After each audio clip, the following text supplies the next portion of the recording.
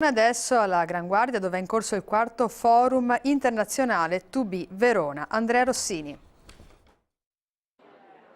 Progettare la città del futuro puntando sull'innovazione. Questo è l'obiettivo di 2B Verona, forum internazionale ideato da Assimp, associazione tra imprenditori e professionisti veronesi, giunto alla sua quarta edizione. 2B Verona è un progetto Assimp e è stato concepito perché abbiamo avuto la netta consapevolezza che le potenzialità di questo territorio non siano espresse al meglio. Per affermare Verona nel mondo non solo come la città di Romeo e Giulietta, ma anche come polo di innovazione, grazie al dinamismo delle sue realtà imprenditoriali e universitarie, non bastano le tecnologie digitali. Il fattore umano resta centrale. L'argomento di quest'anno è incentrato sulla formazione, intesa non soltanto come formazione e cambiamento della formazione all'interno della scuola, ma anche formazione permanente per adulti e piccole e medie imprese. Molte le esperienze a confronto nel Palazzo della Gran Guardia. Il presidente di Enol, rete europea di oltre 150 laboratori che progettano nuovi servizi per i cittadini,